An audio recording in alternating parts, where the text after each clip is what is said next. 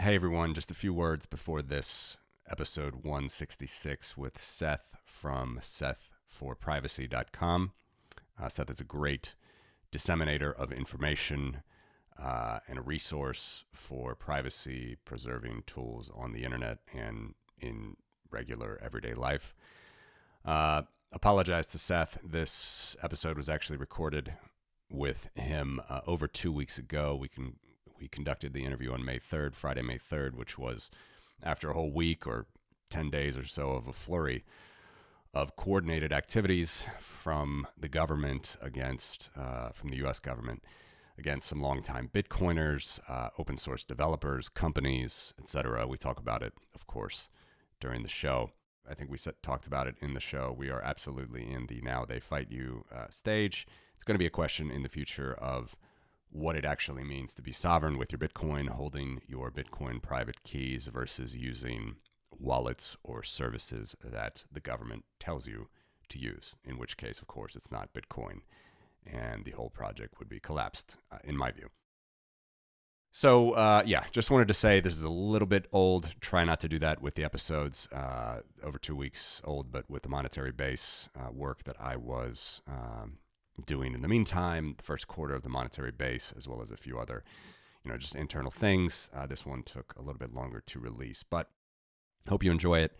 Definitely Seth is a fantastic resource, and Alec as well from HavenX and Halo Privacy, rather, is a great resource for all things privacy, protecting yourself both in the real world and online. So contact both of those guys, links in the show notes, Alec or Seth, for all things privacy, as I said. And without any further ado, here is our episode with Seth. Thanks.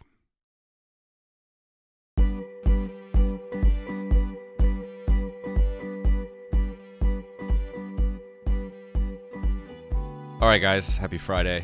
Michel, Alec, it's another exciting week in Bitcoin. Is it a happy Friday? Happy Constitution Day. Is it it's Constitution Day in France? In Polish-Lithuanian Commonwealth. Oh, wow. Yes. That's absolutely right. Depending how you count the second or third constitution in the world. It's the first constitution in Europe. And first in Europe, right. Everybody pay attention. Polish-Lithuanian Commonwealth. Lovely, lovely history. Thank you, Michel. When was that? It was in 1790. Is that right? 1791, if I remember correctly. Yeah, and it was literally as the Commonwealth, which was a wonderful 500-year sort of a lot of liberty for a lot of people in Eastern Europe, and it was just slowly falling into flames and being dismembered by the Russian Empire. Catherine the Great was prominent that whole century, mid-century, and then the Prussian Empire and the Austrian Empire. So 1791, they got together and tried to follow the American lead, and they did it.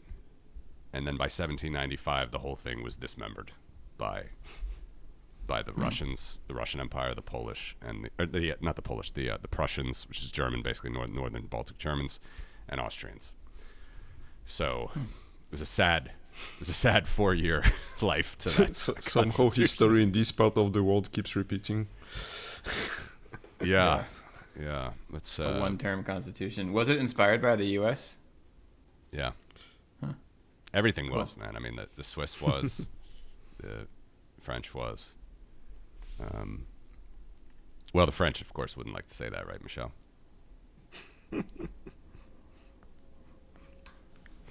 I mean, hey, I can celebrate Bastille Day. I mean, I always say, if we're talking about helping other nations, whether you're a hardcore, this is for our American listeners, whether you're a hardcore non-interventionist patriot or not, there's nothing more American than getting help from the French to help you win your Revolutionary War.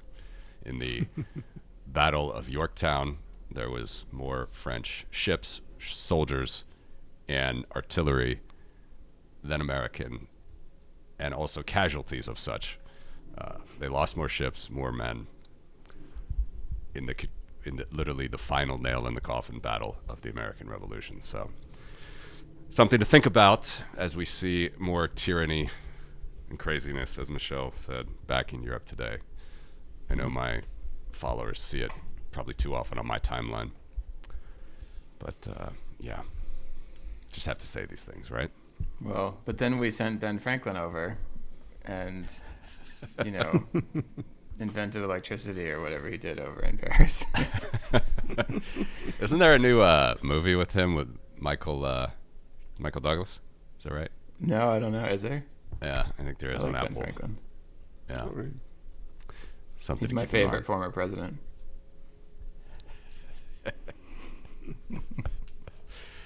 Your sarcasm is so subtle. Well, yeah, you guys are making fun of me for not being savvy to European humor, so I'm just trying to make up for it. No. I was my misunderstanding, actually. You were hip to it. All inside jokes here to our listeners and viewers. So we're going to have Seth for privacy joining today, which is going to be great. He's going to join at some point, impromptu, since we had such a wonderful couple weeks of news for Bitcoin, decentralization. And it seems it's spreading to other coins as well with the Tether announcement today. Yeah, you want to relay that one? I saw the news. Yes, so let me pull it up. Tether enhances compliance measures with Chainalysis ecosystem monitoring solution. With big bold words in the text: sanctions monitoring, categorization, largest wallet analysis, illicit transfers detector. And the same company owns a brain computer interface, by the way. Not scary at all. Yeah, I mean that's they're obviously just famous of being opaque and offshore. But it seems that no one is immune to the long arm of the U.S. government. What do you think, Alec? Is BlackRock Neurotech related to BlackRock? Like, I don't know. That's the first thing I thought about, and I didn't have time to check that. yeah, I don't. But the name is weird. I don't know either. It doesn't look like it. Yeah, I mean, I think.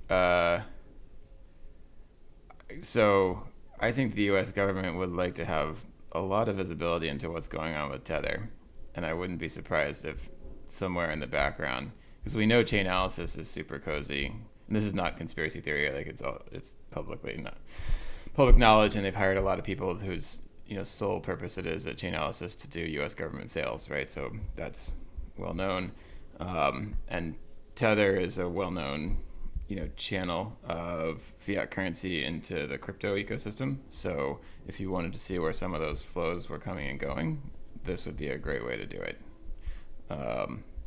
That I suspect there's some of that going on here, and I suspect there's some of Tether just shoring up to try to not be the next target, which they've already been the target, right? They've seen what that feels like. If Tether is already jumping on board with this, literally one of the most opaque offshore companies. I don't know. The coordination was just impressive, I would say, over the last couple of weeks. Yeah, I'm actually surprised how fast Wasabi folded, because the US banning thing was one thing, but just completely stopping the coordinator. But then anybody can run this coordinator, so maybe it's not such a big deal. It's just the company owning Wasabi which stops running one. We'll see if other people replace it. Agreed. All right, Seth is close. Let's go ahead and bring him right in. Cool. Good morning, sir. I'm not sure if it's morning. I'm just saying that. It is morning. It's a proper greeting. Morning, everybody. Thanks so much for having me. What's up, man? Yeah, thank you for joining. You are the perfect resource, I think, to have for this these crazy weeks here. We've just been talking about how the coordination is is unfathomable, really. Oh It's my. and the speed at which, as Michel just mentioned, that Wasabi folded, uh, Phoenix. There's obviously a lot of different elements here. Some being forced to, some just voluntarily. Mm-hmm. What do you think? Been a hard week as a privacy advocate and someone who wants Bitcoin to be freedom money and be something that's accessible to everyone, and that's accessible to everyone in a way that doesn't require them to reveal more data than they want to reveal. And it's been I don't know. I think I've always kind of tried to be a hopeful pragmatist, maybe is the right word, and that I've talked about this kind of thing happening, and I think thankfully there's always been at least some part of the community that's had an adversarial mindset, so this stuff's kind of been in this hypothetical realm before, but I don't think anyone saw both major privacy tools in Bitcoin going away in 1 week. Less than. Why do you think it was so quick? Was there background things going on? Do you have any? I think the biggest thing is just that in order to have privacy on Bitcoin, because we haven't made protocol changes that enable privacy at the protocol level, so that we have pushed anyone who's seeking to build a privacy tool or anyone who's seeking to use a privacy tool to use the app layer, to use something built on top of Bitcoin that does all of the privacy using standard Bitcoin transactional features, which is, it's fine in a non-adversarial environment because it works as long as fees aren't crazy. It works. There are ways that it's functional, but the risk has always been that it necessarily means that someone is running this application. Now, that's not to say, obviously, that the person running that application should be considered a money transmitter or a money launderer, which is a whole nother can of worms with the insanity of the DOJ's indictment of Samurai Wallet. But it means that there's a centralized service necessary in many of the approaches that have been taken. Obviously, join market's a bit of an exception, and that's the only real privacy tool that still exists on Bitcoin as of today. But the easiest way to gain privacy was for someone to build a service that helped to make it easier because the tools aren't natively in Bitcoin. And when push comes to shove, I think the DOJ and the US government understood that the ones who wouldn't cave to subtle governmental pressure or overt governmental pressure were Samurai Wallet. So they took them down, they arrested them, and they're now trying to set the law through criminal prosecution, which is a whole nother insane aspect of this, in that they, by anyone's account, didn't break any law, but the government's trying to set the law that they're breaking in the case against them, which is a wild, seemingly tyrannical overreach. But they realized Samurai Wallet wasn't going to cave to just the government saying, hey, maybe you shouldn't be doing this. Whereas I think they understood that Wasabi Wallet had already shown that they were willing to do whatever necessary to keep themselves safe. And so either the government really masterfully orchestrated this, or it's coincidental, but it seems pretty orchestrated that they took down the ones who would fight back, and they let the other ones who wouldn't put up too much of a fight just go ahead and fold up shop themselves. And so it's been crazy to see that happened. I mean, once Wasabi withdrew from the US, I figured they would at least stick around for a while and have that kind of basic protection. But no, they folded pretty quickly and shut down shop. And then Phoenix as well, seemingly people worried about being a Lightning service provider in this space, which isn't necessarily a privacy tool, even though Lightning can provide better privacy than on-chain in many scenarios. But yeah, wild coordination and just dominoes falling left and right. Yeah, it's kind of funny when, maybe funny is the wrong word, but at the same time, I hold this belief that the U.S. government is frequently fumbling and bumbling, and then other times it's hard not to see something that looks pretty masterfully executed. And I hate to hold both of those beliefs at the same time, but this one. And we've seen it before, right? The choke point narrative, I think, was very valid and reflected interagency coordination. And we see that here as well. I think we're also at a point where we're not sure if this is are we in the middle of this, right? Is this the beginning? Right? Is this all they have? Like, this is going on right now, and I'm a little bit wary of like what's to come over the summer, because it could be a series of actions. Yeah, I thought that with the Tornado Cash indictment last fall, I thought that there would be kind of a hold on anything else until that court case was settled.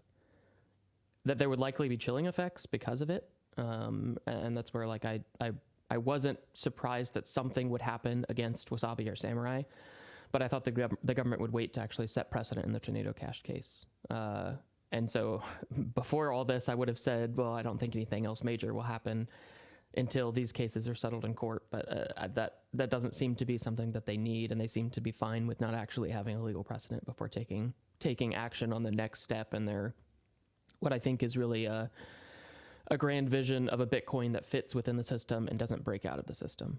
And they understand that these are tools that allowed people to use Bitcoin to break out of the system, and are happy to move quickly. But I mean, if you look at it this week, if their goal is really force people through KYC on-ramps and prevent people from using privacy tools, they've shut down a lot of the previous non-KYC on-ramps in the US over the past few years.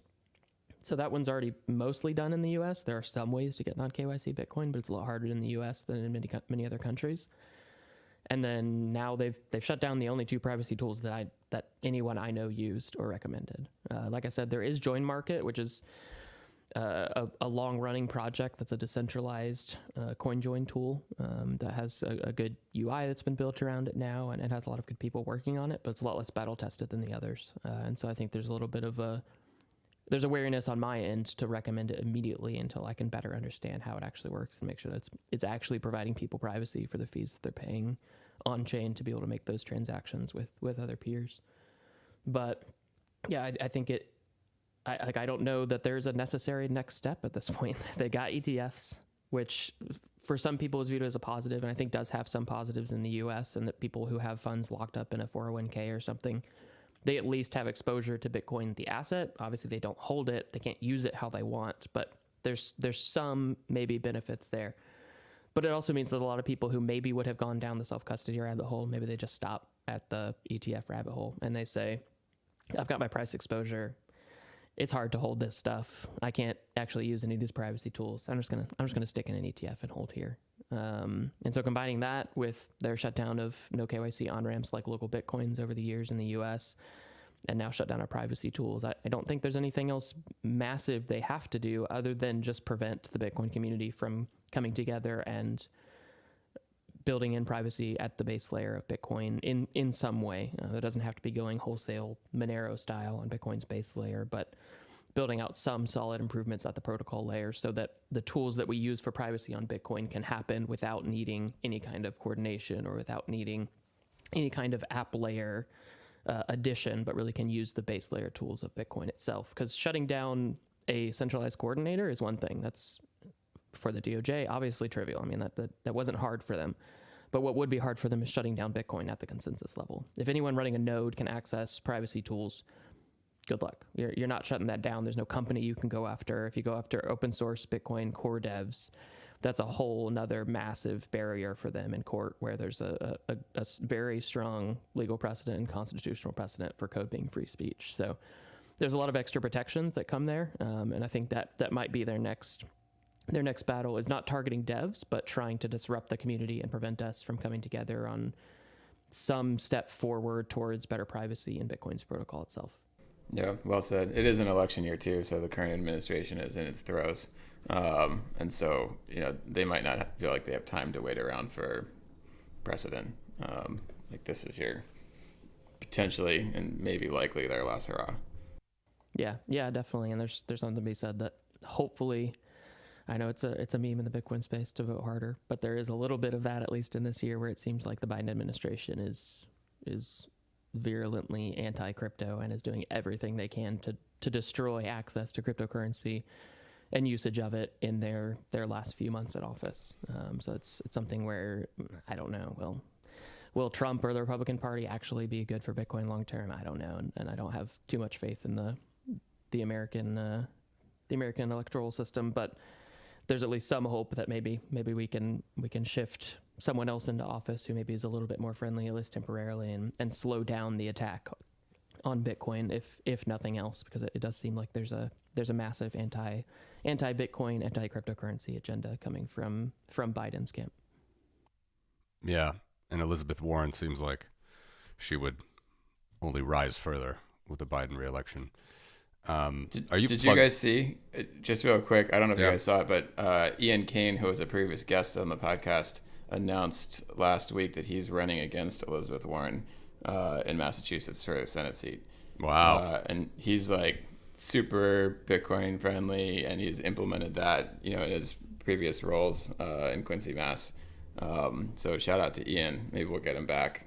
But he's a little bit of a long shot, but I think he'd be phenomenal for Massachusetts, and good riddance to his adversary. Absolutely. I would love to see him take her down. That would be interesting.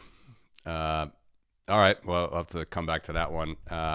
Seth, are you plugged in to any discussion around why privacy tools can help kind of legacy industries like journalism, human rights, activists? There's obviously plenty of that is important, and everybody knows the Tor is important for those, for people needing it. Obviously we can't all just use Coinbase if we need to have monetary freedom in certain parts of the world. What do you think about, is there any meaningful backlash that could come from human rights activists, or is that just as difficult as anything else as far as the government paying attention? Yeah, I mean, there definitely is, and hopefully this will cause an international outcry, because while this is a U.S.-specific action, I think what a lot of people don't understand is that the precedent that gets set in the U.S. is likely going to be followed by the vast majority of the West at the very least.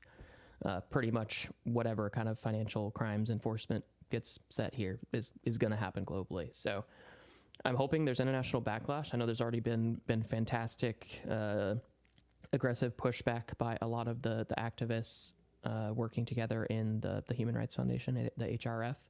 And they've already been speaking out very, very openly and starting to push back on how these tools were actually used by activists trying to seek human freedom in countries like Russia. I know that the main person organizing donations for the opposition in Russia against Putin, they were primarily using Wasabi Wallet to gain privacy for their donors and for the ways that they used donor funds to prevent the Russian government from being able to trivially track how they were actually receiving and spending Bitcoin donations, and that was one of their primary donation sources.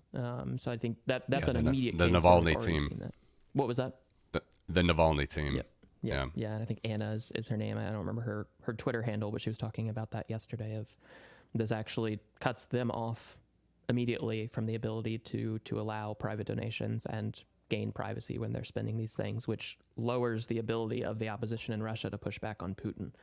And that's just one of many effects that this has, because human rights globally gets harder and harder to fight for when you don't have access to money. And it's a lot easier for a government to cut off access to their local banks, to understand that you're an activist or a journalist and just cut you off from the financial system. But a lot of work has been able to continue in countries where they have no access to banking or to fiat in any way, because they've been able to be funded through Bitcoin. And while in a very simple adversarial environment, Bitcoin in its natural state with no privacy is perhaps sufficient. It opens up activists at the least to a lot of risk, because it would be trivial for a government with any access to a chain surveillance company or tool, or having built their own, to be able to trace this stuff and have a much easier path towards following the money to activists and, God forbid, jailing them, killing them. Who knows what could happen if it was easier for them to actually trace the source of funds to these people in the countries that they're fighting for freedom in, much less if they pay anyone else that they help, if they support their family in that country, if they have extended family members and they're paying them in Bitcoin and they no longer have access to Bitcoin privacy tools. It opens up everyone around them to massive, real, potentially life-ending risk, which is a crazy thought and should be something that should be very loudly spoken about by all of us in the U.S., because I think, like a lot of times, I'm a spoiled American. Like I've seen what it's like in other countries, but I haven't had that pressure on myself in the same way that I know many others have. And it's easy to think like, oh man, like I really liked using Samurai Wallet. That sucks that I can't use it. I'll switch to Monero, or I'll start using something else. But it's not that trivial, and it's not like this really sucks for me personally situation for many people. For many people, this could be life or death, that they can't access privacy on Bitcoin.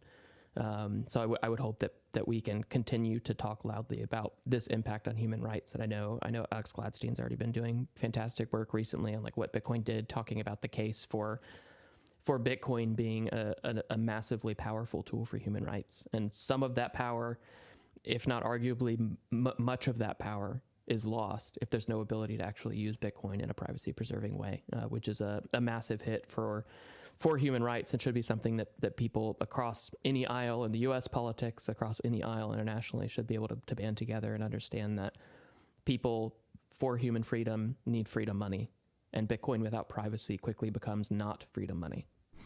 Yeah, well said. And I want to get into some personal privacy stuff since you're here, but what do you think the message is that we're supposed to be getting, right? Like, is it, okay, you can have Bitcoin and you can invest in it and maybe make money on it, but that's it, right? It's basically a Tesla share. If you care about decentrality or censorship resistance or any of that stuff, immutability, the government is objecting to that. Or is there like a broader message? I mean, what should the takeaway be? I think that's definitely my takeaway, is that the government has shown that they are more than happy for Bitcoin to exist as long as it's captured within the legacy financial system. I mean, if you don't have the ability to self-custody or gain privacy on Bitcoin, it's just another tax revenue system for them. Like why would they be upset about people holding Bitcoin in 401ks, profiting from it and paying their taxes? There is no loss to the government. In fact, that could actually be something where they have more money to be able to do the things that they want, to be able to crack down on human freedom, to be able to expand their powers, because of the proven store of value in Bitcoin. So if a third or half of U.S. citizens are suddenly holding Bitcoin, but in an exchange or in an ETF, and automatically having all their tax forms filed and paying taxes on this asset, the government benefits. They're not hurt by that.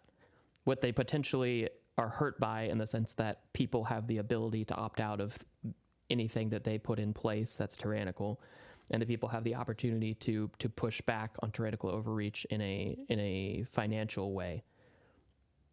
That is what I think they're rightfully worried about. They're rightfully worried about that, because there is actual risk to them when people have a money that they can opt out with, and when they have a money that they can fight back with, in the sense of funding other activists, in the sense of funding political dissidents. These things are vital, and a lot of times we don't see that necessity in the US because we're not quite to that stage yet of needing to be extremely cautious about what political candidate you donate to. But that can switch very, very rapidly. And so I think the government is rightfully scared and understands that if they don't do something, Bitcoin allows too much freedom, and that it can reduce their potential power. But if they can shut down first privacy, and I think self-custody second, they're not hurt by it. It's not freedom money. It's not helping us. It's helping them. And I think that's a pretty simple concept, and I think the government understands that. And that's the message, is that you can have your Bitcoin, but don't you dare step out of line. I think that's really what they're trying to send the message for, and provide a chilling effect, shut down the actual tools themselves and provide a chilling effect. And it's always hard to kind of ride that line between making sure that people are informed about this stuff, informed about the craziness that's happening, and not actually aiding the chilling effect myself.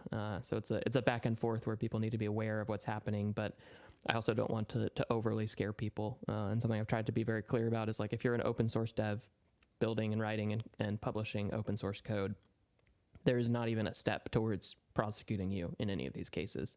So it's really only the service providers that they're going after now, because that's the low-hanging fruit. Centralized service providers that make a fee, it's easier to sell that precedent. They chose Samurai Wallet because it's easier to sell to a jury that Red Wallet was bad, that they said mean things on Twitter, and they made jokes that aren't America approved.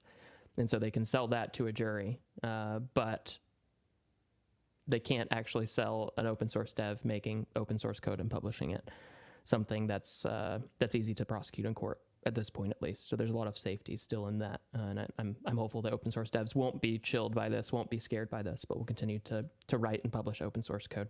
Yeah, but that sort of chilling effect and the steps that you said, for extinguishing the privacy tools first and then going after self-custody next, I think that's absolutely true.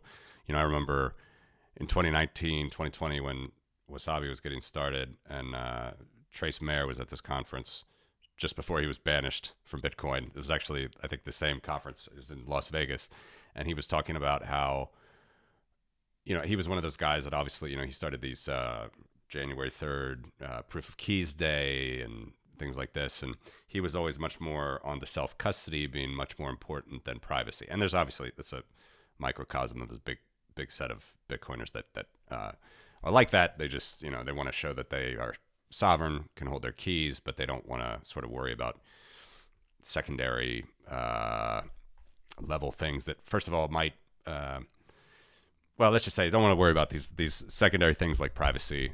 They just want to have sovereignty. And I remember him saying, Coinbase has 30 million users. This is like 2020, just before the pandemic. He said Coinbase has 30 million users. Wasabi has 50,000 downloads.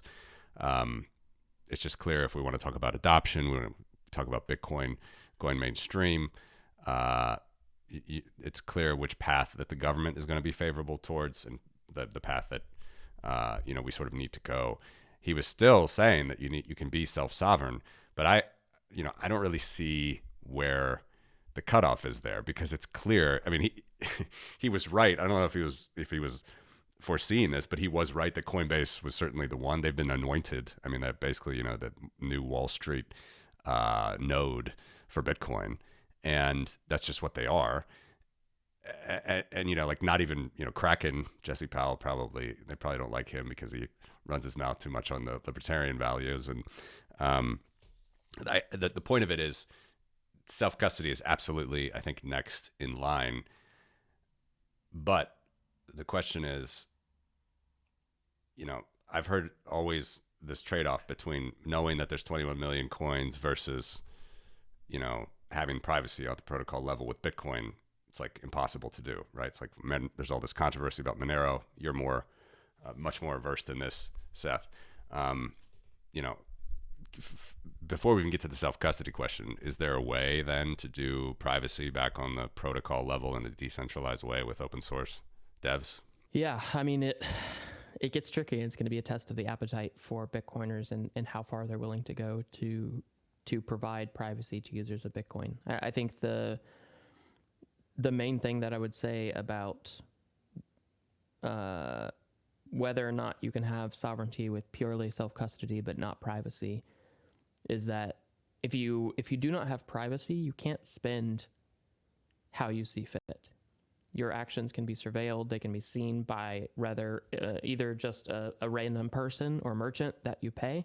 They see how much money they have. They see how much money you have. They see that you come into that coffee shop every day at 9 a.m. and they realize, I'm just going to meet this guy in the alley at 8:50 tomorrow, and I'm going to have a $5 wrench because I see he's paying and he's got 55 Bitcoin in his wallet and he's buying lattes every day. That's the simple case. The bigger case is obviously that the government has a nice little buddy-buddy relationship with these black box chain surveillance tools. And they can use the lack of privacy on Bitcoin to not only have a chilling effect by making people think twice before they actually spend the way that they want to, and that there's a real proven psychological effect when people understand that they don't have privacy. They self-censor, they change the way that they behave, they change the way that they communicate. And that applies financially as well, because really payments are just another form of communicating value. But they also can use this lack of privacy to crack down on anyone that slides outside of their system and outside of lines. There's a weakening of the sovereignty provided through self-custody if you don't have access to privacy. Obviously, self-custody still provides some sovereignty because it's much harder to confiscate funds. There are other benefits, but the actual freedom that you gain through self-custody is, I think, drastically reduced without privacy. But when it comes to what changes can happen on Bitcoin, I think it's something where we really need to go through a lot of the things that have been previously proposed for Bitcoin. There's been many very well thought out, very well written proposals for the ways that Bitcoin can improve privacy.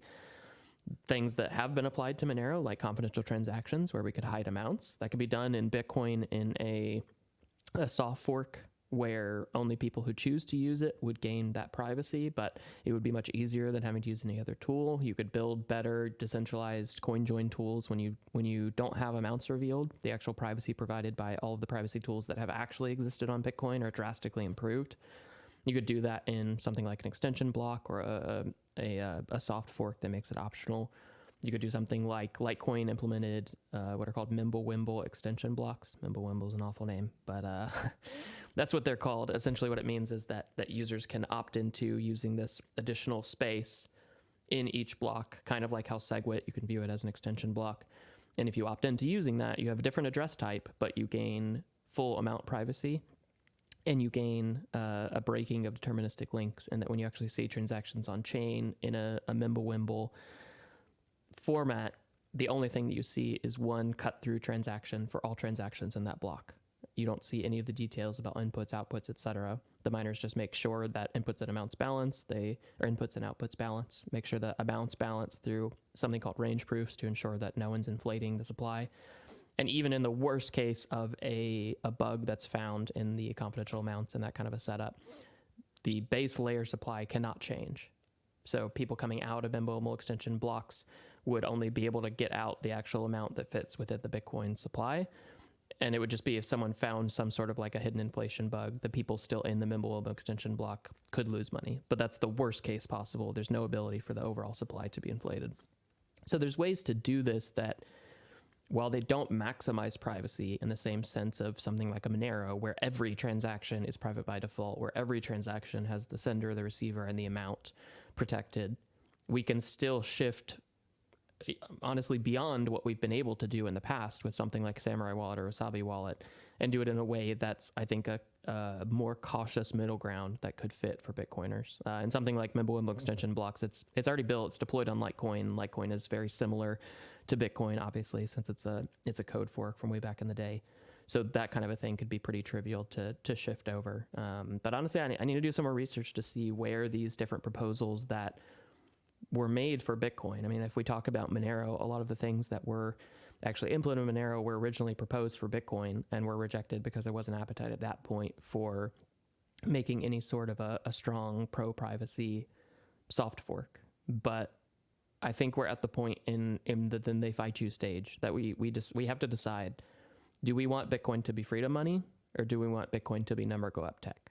And I think a lot of people thought that those things could go hand in hand without any changes, but we're rapidly seeing that that's not the case, which is terrifying. And I think this should be the ultimate wake-up call for every Bitcoiner to think through deeply their beliefs around ossification, around this idea of, should we stop changing Bitcoin's protocol, or should we continue to change it in a safe, cautious manner, and rethink what you've been told by your favorite influencer, what you've been told by your favorite random Twitter person, and consider the effects of, if we do not change Bitcoin and we do not have privacy tools on Bitcoin that are effective and usable by everyone, we drastically reduce the amount of human freedom that Bitcoin can provide to the world. And as much as I love the concept of number go up tech, I would love for my family to be wealthy, obviously, I'm in this for human freedom. And if Bitcoin is not the tool that's going to provide human freedom, many of us that actually care deeply about human freedom are going to move on from Bitcoin. And I'm not saying, unfortunately, that that's a large percentage of Bitcoin's holders or users. There aren't many people who actually cared more about privacy than about the number go up tech.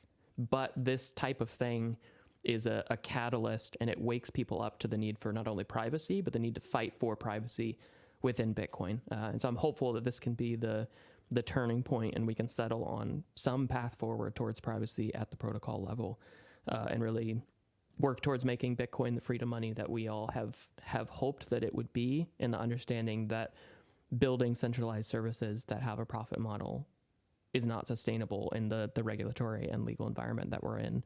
Unfortunately, it's absurd that they're not sustainable, because the way that things were done by Samurai Wallet absolutely was above board and fit legal precedent. But the government can shift that, and they're showing that they can shift that. So we need to do things in a way that's as unstoppable as we talk about Bitcoin being. I have a quick question for you back to the Tornado Cash story. Do you know what's the current status of the guy who was arrested? Yeah, so Roman Storm was the one who was arrested in the U.S. As far as I know, he's still in custody. I don't think he got bail, but I never heard exactly on that. But that court case is still ongoing. The big news from last week around that was that Roman Storm's lawyers put forward a motion to dismiss the entire indictment, essentially to throw the case out of court. And I don't think that there's been a ruling on the government's response, but the government's response came out last week. And that's where we got a lot of the language around custody doesn't matter when it comes to being a money transmitter, about how if your app could ever have private keys, even if it doesn't now, and you could change the code to send private keys to a central server, you should be considered a custodial service. That's where we got a lot of the insane language about USB cables and cast iron pans. Oh, that's where it's coming from? Yeah, that's all coming from the government's response to Roman Storm's lawyers' proposal to dismiss the indictment. It's hard to kind of follow the chain, but it is just a response for now. So there is a possibility that the judge says, this is ridiculous. Like, you guys are obviously just like off your rocker trying to make these arguments about how money transmission can suddenly just encompass literally everything in the Bitcoin ecosystem. Because really their terminology would apply to, it could understandably apply to anyone who builds a wallet that connects to their Fulcrum server or something.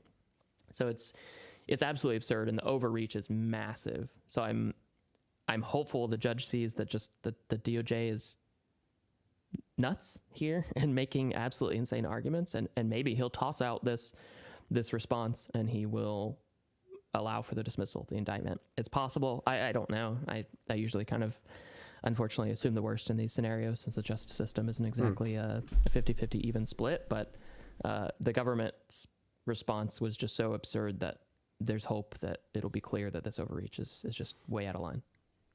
Yeah, we were just talking about it pre-show. It's I hadn't seen this until today, but it's remarkable that they cite a New York Times article on USB-C cables and Serious Eats to talk about, the conductivity of heat from a stove. It's just mind-boggling that this can be in a precedent-setting money services business case from brought by the U.S. government. It's mind-boggling. Yeah, and that document is just chock full of absurd logic, like crazy overreach. I think it's 120 pages or something insane. It's interesting, and I hope it's insane enough that it can just get tossed out, and we can see the Tornado Cash case actually set a positive precedent, because we are still there. I think that's the hard thing to keep in mind is none of this stuff is actually settled in court, and all of this stuff could actually provide a strong pro-freedom, pro-privacy precedent in the U.S., which again can set the precedent for the rest of the world. If there's no enforcement against this stuff in the U.S., it's very unlikely that many other Western countries will crack down on this or crack down on it as quickly. So there is still hope. There is still something to fight for, and hopefully we'll have judges and potentially juries that understand what's at stake here and that can be convinced of what's at stake here and see that it's far more than just two people building Tornado Cash or two people building Samurai Wallet, but that they're targeting the entire ecosystem and trying to prevent anyone from escaping the fiat regime. Yeah, well said. The Southern District of New York used to be kind of like the preeminent, most revered, most studied jurisdiction, and I think that's not the case anymore. I want to talk a little bit personal privacy. Last time you were on the show, I think you were hot off of having a kid. Yeah, Yeah, that invites some changes in personal privacy discipline. Anything you want to add there? Anything you've learned on that front? Oh man, that's a good question. I think probably since then, because that is probably 3 years ago maybe that we chatted last. So there's a long time. About that. Yeah, I think the biggest things for me, when it comes to kids, the hardest part is just obviously you need alignment with your spouse to understand what approach you want to take. I think the most egregious thing these days is people posting pictures of their kids on social media. And if you are doing that, I'm not here to judge you, but there are long running ramifications for your kid for this stuff being publicly available, captured, collated, and tied together, where a profile will be built around your child before they even have the opportunity to opt out or to decide on their personal privacy approach. So that's really the biggest thing when it comes to kids so far. Obviously my kids aren't older, so I'm not having to deal with them actually having their own technology or their own social media or the craziness that's going to come with that. But that's the big thing. And I think the hardest thing I found in that approach to privacy with your children is just getting extended family on board. It's like grandparents just want to take pictures and post them on Facebook because that's what you do when you're a grandparent right now. And while I understand the draw, like it's a struggle and it's a hard battle to have that conversation with people who don't understand the importance of personal privacy to you and the importance of just having a choice. Because that's the weird thing, and that a lot of people like forget about privacy. It's not, I don't want anonymity, obviously. Like I'm showing my face. I'm not here to hide who I am, but I want to have a choice in how much of myself is revealed. And I've been able to make that choice and started to wake up and kind of understand this stuff at like 25, 26. So there's a lot of stuff out there that I wish I could take back, but I can't because I didn't make that choice earlier. But now we're getting to the point where kids are having profiles built on them when they're 10, 11, 12 years old, and you're setting up their potential financial future. Banks are using this stuff. Credit companies are using this stuff. Not to mention advertising agencies, social media, etc. So there's an area where we need to consider giving choice to children before they can actually choose. And that means that we have to hold back on a lot of the stuff that's considered socially correct. It's considered kind of taboo to not talk about your kids on social media or post pictures or send videos of all the stuff that you're doing with your kids to extended family and friends. But yeah, I think that's been the hardest thing with kids. It's just been trying to have those conversations and kind of get through the understanding of like, I want my kids to be able to choose what data they reveal about themselves when they're old enough to do that, and not doing that ahead of time. I think outside of that, the biggest shift for me in the past few years has just been fully embracing privacy preserving mobile operating system, a more secure and private version of Android called Graphene OS. It's just been an absolutely fantastic tool and giving back control in a way that I never thought possible on a mobile phone, and doing it in a way that previously was a real pain in the ass to use. Honestly, there was just a lot of pitfalls and downsides to the actual usability, which is one thing when I'm single and don't have kids, don't have a wife, but it's another thing when I have just critical things I need to be able to communicate about and talk about, and apps I have to have as a dad and as a person with bank accounts and stuff like that. But it's gotten wildly easier over the last really 18 months to 2 years, in the sense that I don't think anyone should be running Android as it comes out of the box right now. iOS is a different story, and that there's some good protections that you can put in place, like advanced data protection in iOS means that a lot of your data is end-to-end encrypted, and Apple themselves can't even access it. But I think the best solution is Graphene OS, and it's been fantastic switching to that and seeing the growth and the usability, and that you can use all of your favorite apps. You can use the Google Play Store, but you have much more control over the permissions of each app. Each app is sandboxed and protected from siphoning data off of any other app. There's a lot of additional control that you get. So I think that's probably been the biggest thing is really embracing that and just using Graphene OS full time. I think it's at the state where really anyone can use it who has the time to spend 15 minutes installing it, reinstalling the apps that they use and love, and thinking more more intentionally about what apps they actually need installed, and kind of approaching it from a digital minimalism perspective. But that's a whole nother topic. As a big Apple user, I was actually surprised that Apple Music provides the APK on the website, and it works on Graphene OS even without installing any Google tools. So if you want to access your Apple Music library, you can from Graphene. There's actually also a fantastic open source Apple Music app for desktop as well, with Linux, Windows, Mac support, called Cider. So I've switched over to Apple Music entirely, which is a thing I didn't think I would ever do, because I've never actually been an Apple fan, but it is actually the best tool at the moment for streaming music if you care about personal privacy, which is an odd place to be. But yeah, thankfully the client works great on Android on Graphene OS, and the open source client on desktop called Cider is fantastic. Yeah, that's awesome. If you are using iOS, I've learned and found that one of the best things you can do is just not use iCloud backup, because that's one of the main vectors against an iPhone. So otherwise, you have to have physical custody of the phone, and there are physical barriers to accessing what's on that phone. So if you don't have iCloud backup, big step forward, and it's just one toggle, right? Like not a huge lift. But yeah, I concur with you on graphene. I wanted to get into one other thing, and unfortunately, I have to drop because it's a work day here on the East Coast. But what I found, just going back to the kids thing a little bit, is I tried to put a credit freeze on both my kids after they were born. And I got into this infinite loop where I was unwilling to give them our true residential address, and they would not accept that I could prove that I was their parent without that. And the whole UPS store, CMRA thing was insufficient. And there was no documentation that I could provide that was still privacy preserving, that also met the standard of freezing their credit. And if you're not aware, just for any listener, it is not at all uncommon for credit of minors to be, or for social security numbers of minors to be used to open up credit, in hopes that they won't find out that it happened until they turn 18 and they go to engage in the credit economy themselves. It's a really good attack vector. So if you can open up credit on a 10-year-old, you might have 8 years before anyone notices, potentially. And so ultimately I gave up on that because I couldn't, I was going to lose one way or the other. And I'm just curious, kind of more broadly, and it doesn't have to be specific to kids, have you ever been in those kind of like split situations where you have to lose some privacy to gain some privacy? And have you come out of those with a win?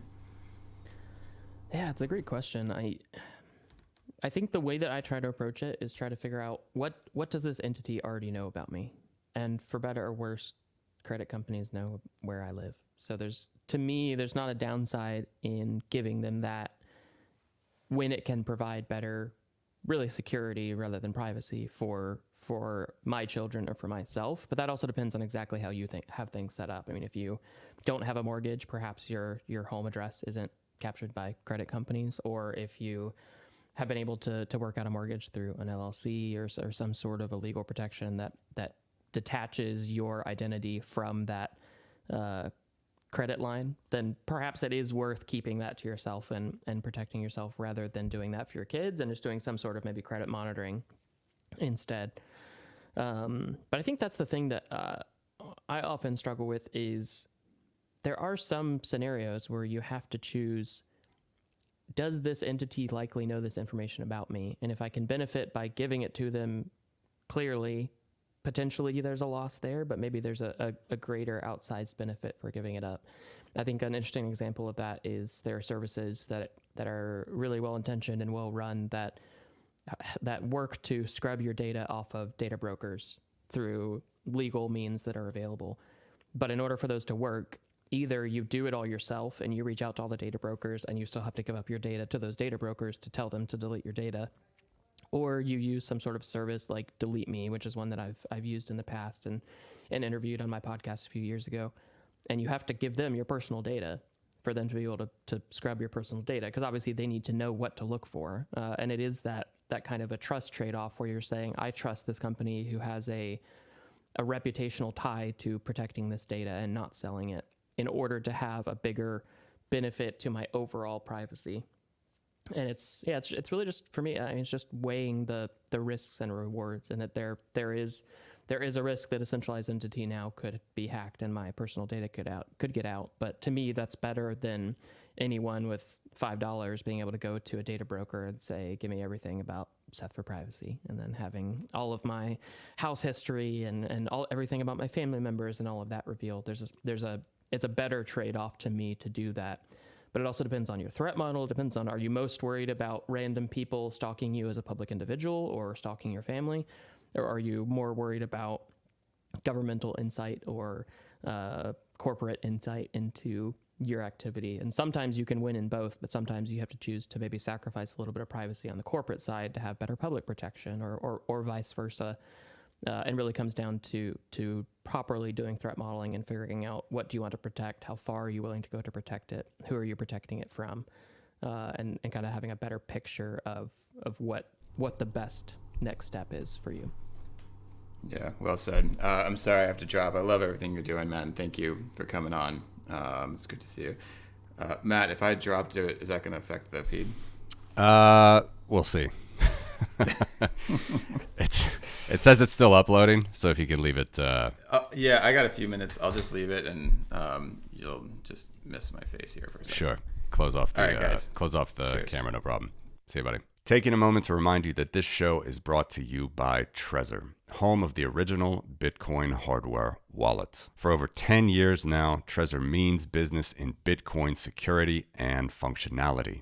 When using their wallet software Trezor Suite to connect to the Bitcoin network, you're automatically connected via Tor, protecting your identity and giving you full control of your coins in a fully open source manner, both on the software level and on the hardware level. So head on over to Trezor.io to grab your Trezor Safe 3 with a secure element, Model T with a touchscreen, or the original Trezor 1, as well as a ton of available accessories to back up your keys and keep your coins safe. This show is proud to be associated with Trezor. All right. Yeah, very interesting stuff, Seth.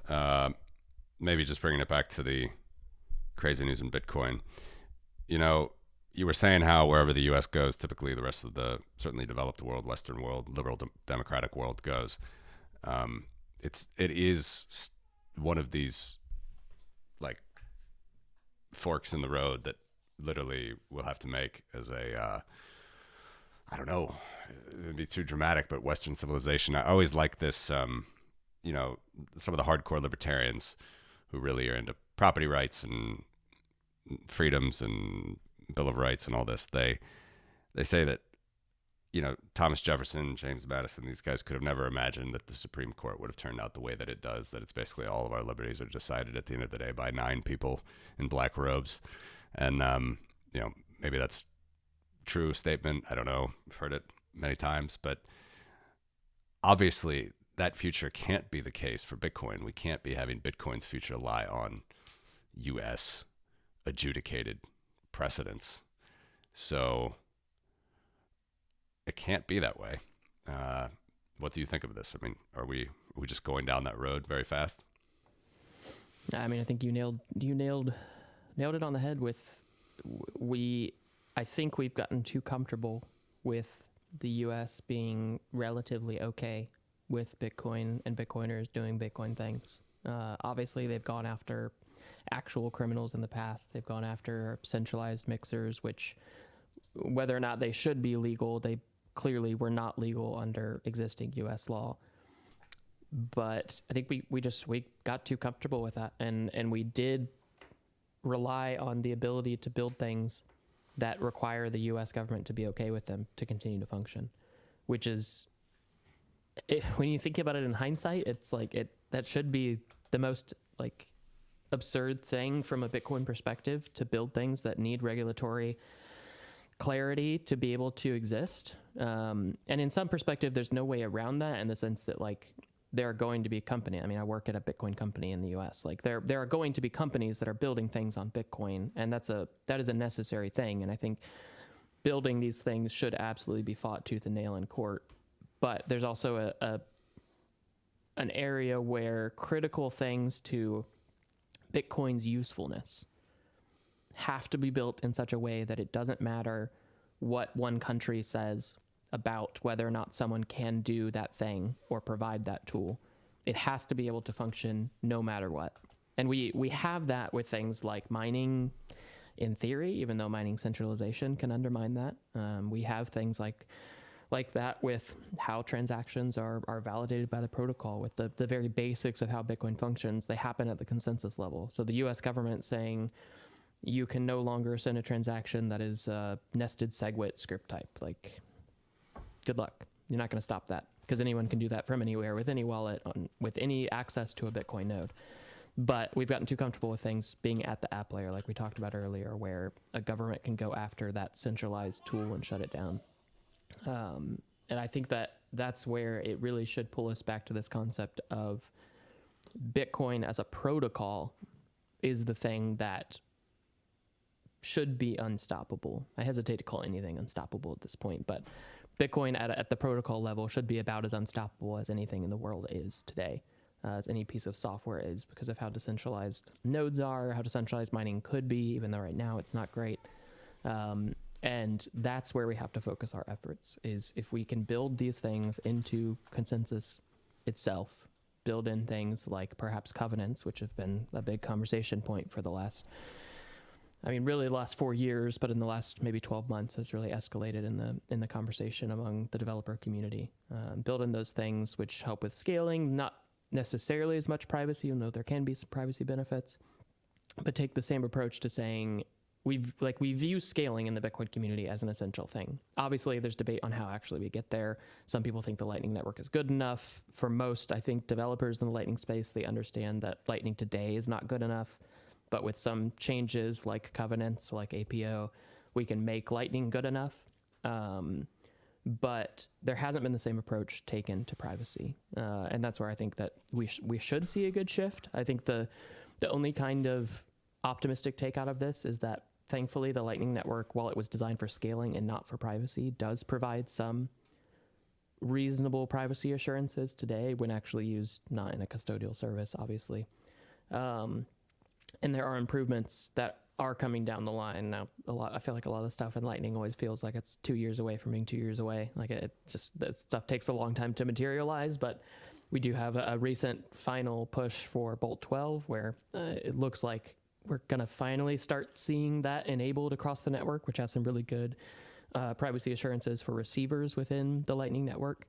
But at the same time, we see that the government's action against Samurai Wallet has now scared Lightning service providers. And really what had become clear is that Lightning only truly worked for the average individual when they used a Lightning service provider. So now we have to figure out, how do we do this again without relying on a centralized for-profit service that is just a clear regulatory target? Again, not that it should be illegal. Like an LSP being considered a money transmitter, I think is nuts, but that could be a governmental next step. And so that's where we have to keep thinking about, how do we do these things in a way that is resistant to an adversarial environment?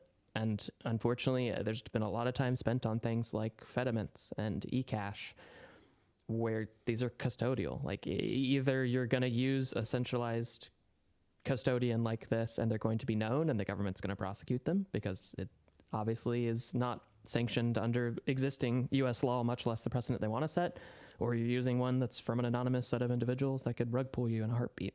And there's been so much time spent on that when it's not something that's actually, I think, strong in an adversarial environment. And we need to switch back to thinking about, how do we make things as resilient as possible, and understand that the idea of just kind of wooing the US government and wooing politicians and wooing banks into adopting Bitcoin and thinking that somehow we can just kind of Trojan horse it in, I think hopefully people are seeing that ship has sailed, and that probably was never a legitimate idea to begin with. Are you seeing in the last 2 weeks, among developers and online threads and forums and things, are you seeing that shift could be happening then back to Bitcoin privacy, or is it still, standard self-custody, on-chain transparency is just ruling the day as far as any future upgrades might go? Yeah, the developer community is usually just a little slower to pivot, and there's so much focus right now on covenants or something around scaling that I haven't seen a massive shift from developers towards something that's focused intentionally on privacy. I have already seen obviously it's my little Twitter bubble, but I've seen a social consensus shift already, where I've seen a lot of people asking about what can we do? Like what actually improves privacy on Bitcoin? A lot of people talking about Mimblewimble extension blocks, and maybe those are viable, talking about improvements for Lightning that could be something like covenants that would make it more viable for someone to use in a self-custodial way. Because I think that's an area where there is a lot of overlap between the current focus on covenants and scaling, being that if we improve the Lightning Network and make it more possible for people to use it without having to trust trust is not the right word, without having to use a Lightning service provider, or being able to remove any semblance of trust or custody from a Lightning service provider, we can provide pretty good privacy on the Lightning network and get more people actually using that directly. But we've seen in the Lightning network that, unfortunately, the vast majority of people are using custodial wallets and don't understand that doesn't actually provide them any of the freedom money aspects, can be censored, can be confiscated, all of that normal stuff. So I haven't seen a massive shift in the developer community yet, but I'm not super deeply embedded in that. If it's not something where developers are talking about it on really like X, I might not see it because I'm not super active in the Delving Bitcoin forum or that sort of thing. But I have definitely seen a social shift where people are open to the idea in a way that I've never seen, and I thought was pretty dead. Like, I thought the route of privacy at the protocol level, even in a very, very conservative fashion, I thought that was pretty much dead, unfortunately. But I'm seeing some openness to that. As much as Bitcoiners don't like to hear it, I'm seeing a ton of people just giving up on Bitcoin and moving to Monero, or deciding that they're not going to spend Bitcoin anymore and just spend Monero and keep saving money in Bitcoin. And I think there's some validity in that, because privacy will always be easier in Monero. It's not to say that we won't ever have privacy on Bitcoin in a way that's easy to use. But there's a serious shift that way, and I've been just kind of running polls over the last week to try to gauge sentiment, and overwhelmingly on each one, the majority of people are saying, I'm gonna start using Monero far more. And I think there doesn't have to be this anti-Bitcoin stance from the Monero community or anti-Monero community from the Bitcoin stance, but they can be wildly symbiotic and help each other. And there's a lot of good decentralized ways to swap between the two, either now or being built out. And a lot of people can benefit from kind of being, I don't know, tool agnostic isn't the right term, but understanding that some tools are better at some things than others. And right now, Bitcoin has shown to be a better store of value than Monero. Whether that continues, who knows? But Monero has proven for a long time to be a much better form of digital cash. So for a lot of people like me, we've been doing that kind of split. A lot of people in the Monero community keep Bitcoin. A lot of people in the Bitcoin community use Monero for spending. It'll be interesting to see if there's a shift there, but I think there's still an opportunity for the Bitcoin community to come together and build good enough privacy tools into Bitcoin's consensus level, and allow people who care about privacy to gain that within Bitcoin without ever having to leave the Bitcoin ecosystem, which is not only good for human freedom, but if you do truly care about number go up, you can capture a lot of users that care about human freedom if we build the tools that we actually need in Bitcoin today. Yeah, very interesting. The war on cash is continuing. I mean, in Europe, they're passing legislation, I believe, this month, where basically all businesses are going to be maxed out at $3,000 per any physical currency transaction.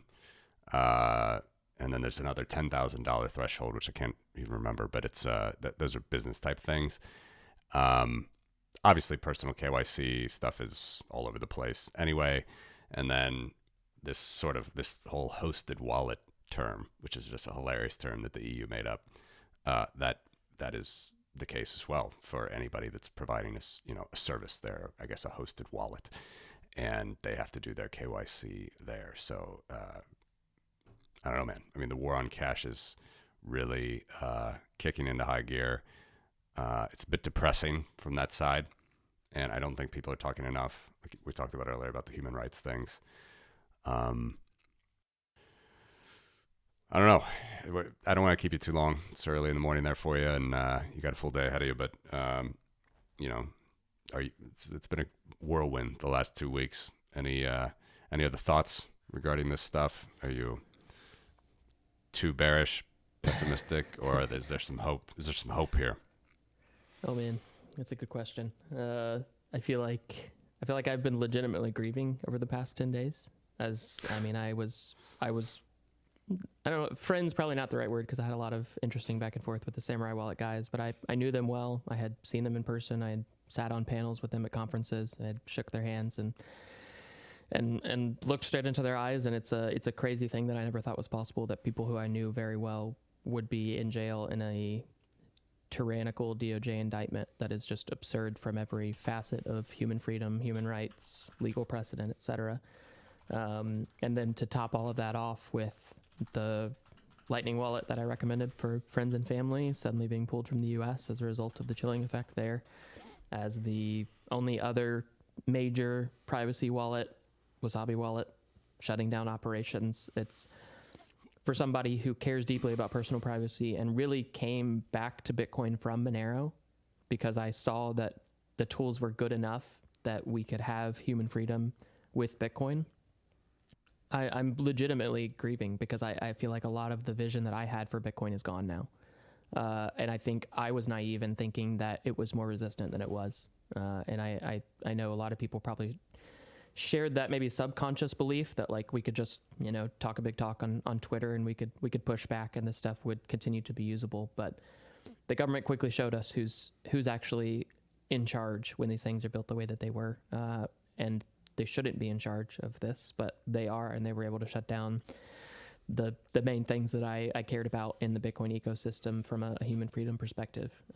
So yeah, it's been hard to process for me, and I think legitimately working through like the stages of grief here and trying to figure out what next steps are. But I think the main thing that I want to leave people with is, like I mentioned earlier, these things are not settled in court. The DOJ doesn't just get to set precedent by indictment. So this stuff does actually have to go through a court of law. And I'm hopeful that there can be a very strong defense. The reach in these cases, in the Tornado Cash case, in this case, are absurd and a massive jump for the U.S. government. Or for the DOJ specifically. So I'm hopeful that this can be shot down in court, and hopeful that we can have the best possible defense teams for both the Samurai Wallet guys and the Tornado Cash guys to ensure that we get the fairest possible shake in court. And part of how that happens is that we as individuals, we each have a platform, whether that's a podcast like y'all have that has a tremendous reach, whether that's a Twitter profile that I have or podcast that has a reach, or if it's just you and your family in a Signal chat or in a Facebook Messenger chat or whatever. There's a responsibility for those of us who understand the absurdity of these steps by the U.S. government and understand the impact to human freedom and human rights that happens as a result of this, to share this with friends and family and wake up the people around us to what is happening here, because there is a lot of impact that social consensus has in the courtroom. And if we can shift social consensus and have at least some people seeing a narrative outside of the mainstream media, money laundering, these guys were hardened criminals, and understand that these were developers who were really nice guys who built a tool that was providing privacy for overwhelmingly licit above board use, we can shift a lot of that social consensus. So I think there's a lot of responsibility for us to just keep talking about this stuff from the legal perspective. And then, like we talked about, talk about what are our next steps? The main privacy tools on Bitcoin are dead in a week. How do we wrap our minds around that and decide what are we going to do next to make Bitcoin the tool that we need for human freedom? And so, again, just having conversations around that stuff is wildly important, and thinking deeply about where you stand on the concept of changing Bitcoin. Again, I'm not saying change Bitcoin in an absurd or risk-averse way, but thinking deeply about cautious, slow, measured steps towards better privacy at the protocol level of Bitcoin, and hopefully hashing that conversation out quickly, because we don't have that much time. There is no true access to privacy tools for the majority of people right now. Join market is an option, but it's very costly on chain, and it's pretty nascent in the actual usability of it, even though there's a really, really good UI that's been built around it called Jam. But there's not a lot of people accessing join market right now, and hopefully that can change. Hopefully it will provide the proper privacy we need, but we need to come to a conclusion quickly on the next steps here and move to continue to keep Bitcoin freedom money, make Bitcoin freedom money. I don't know what the right word is at this point, but ensure that people have access to privacy, financial privacy, because that is a requirement for human freedom. Well said, Seth. Thanks a lot, man, for coming on. You have great insights. I enjoy reading your tweets on Twitter. Just really, really thoughtful, and you can tell that you're doing your homework with this stuff and you care about it, and it's important to you, as it should be to everyone. Definitely basic human freedom, whether or not it's stated in one country's Bill of Rights or a few other countries' constitutions. We were just talking before you came on. It's Constitution Day in the old Polish-Lithuanian Commonwealth over here. It's a very short-lived first European constitution before Poland and Lithuania were dismembered by the Russian Empire, which is again something we're fighting against today. I can't help myself but bring it up because it's important to us over here. So it's crazy times. But listen, really appreciate all the info, all the stories, and yeah, where should our listeners and viewers see more about what you're doing? Yeah, absolutely. And thanks so much for the last minute invites. It's great to be able to talk about this stuff. And like I just said, kind of in my conclusion is having these conversations is a vital part of actually winning this battle for human freedom. So I'm grateful for the opportunity and grateful for how y'all are approaching this. As for where to find me, I mean, the main place where I'm publishing updates around this type of thing is on X or Twitter, whatever you call it these days. And I'm just at Seth for privacy, really simple. And then all of my kind of long form content around this is on a blog publication that we kicked off in November called Freedom.Tech. So I've written breakdowns on all of the DOJ indictment of Samurai, the indictment of Tornado Cash, broken down exactly how to migrate from Samurai Wallet to something like Sparrow Wallet if you are already a user, and walked through a lot of the stuff happening here on Freedom.Tech, as well as we have some fantastic contributors who have jumped in and been talking about human privacy, doing reviews of wallets, messenger apps. It's a place where we're trying to really build out everything you need to know about Freedom.Tech as a concept, which is really technology that empowers you. So there's a lot more if you want to read more about the indictment or about any of the stuff going on here, about how Samurai Wallet worked to better understand technically why the indictment is insane. I have all that written up on Freedom.Tech. So that would be, I think, the best place to read more of my long form thoughts on what's happening and get better equipped to protect yourself against tyrannical overreach as well. Because really privacy is not the end that we're focusing on. I don't care about privacy just for privacy. I care about privacy because it's essential for human freedom, and I want people to have access to that. So that's something that we're trying to do over at Freedom.Tech and build out. So yeah, those are probably the two best. At Seth for privacy on Twitter, and then go subscribe or follow us on Twitter at Freedom.Tech or at Freedom.Tech on Twitter, Freedom.Tech, the website. It's a little confusing. We'll link to them all. Seth, listen, really appreciate it, man. You're welcome on the show anytime. Thanks for what you do. Have a great weekend. Thanks, guys. You too. All right, take care. Bye.